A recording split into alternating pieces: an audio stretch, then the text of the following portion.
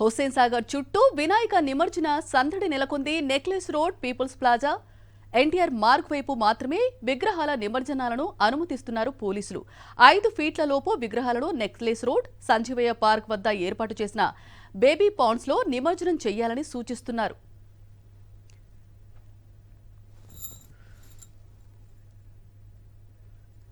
దీనిపై మరింత సమాచారం మా ప్రతినిధి సాయి కిరణ్ అందిస్తారు. సాయి కిరణ్, చెప్పండి, వినాయక నిమజ్జనానికి సంబంధించి ఎలాంటి ఏర్పాట్లు చేశారు?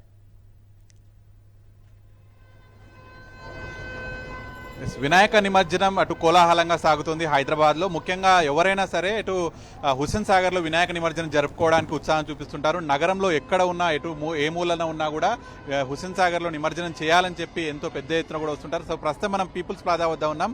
ఇక్కడ 8 భారీ క్రేన్లను కూడా ఏర్పాటు చేశారు. ఎక్కడెక్కడి నుంచో వస్తున్నటువంటి గణనాథులందరినీ కూడా ఇక్కడ చాలా జాగ్రత్తగా ఇక్కడ ఉన్నటువంటి జిహెచ్ఎంసీ అధికారులంతా కూడా ఇటు సిబ్బంది అంతా కలిసి నిమజ్జనానికి ఏదైతే లంబోదరులందరినీ ఇక్కడ హుస్సేన్ సాగర్ నిమజ్జనం చేస్తున్నారు. సో అటు ఇళ్లలో ఉన్నటువంటి ఫ్యామిలీస్, లేడీస్ అందరూ కూడా పెద్ద ఎత్తున భక్తి శ్రద్ధలతో పూజలు నిర్వహించి ఆటపాటలతో కూడా వచ్చి ఇక్కడ నిమజ్జన ప్రక్రియ అనేటువంటిది చేస్తూనే ఉన్నారు. కొంతమంది మహిళలు కూడా ఉన్నారు. ఎక్కడి నుంచి వచ్చారమ్మా? మేము ఆసిఫ్ నగర్ నుంచి వచ్చాము.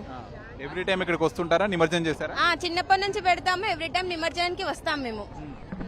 ఎలా ఉంది ఇక్కడ నిమజ్జన ఏర్పాట్లు? ఎలా ఉన్నాయి? కోలాహలం ఎలా? చాలా బాగా పెట్టారు గవర్నమెంట్, మాకు చాలా ఫెసిలిటీస్ పెట్టారు. Thank you for everything. Vinayaka Chavithi పండుగ ఎట్లా అనిపిస్తుంటుంది మీకు? మాకు చాలా ఇష్టం Vinayaka Chavithi.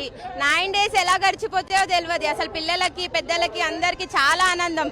And poor peoples కి కూడా గణేశుడు ఫుడ్ పెట్టి వెళ్తాడు, ఇంకా ఆనందం. దానికోసం మేము ఆనందం వాళ్ళ కళ్ళలో కూడా కనిపిస్తుంది.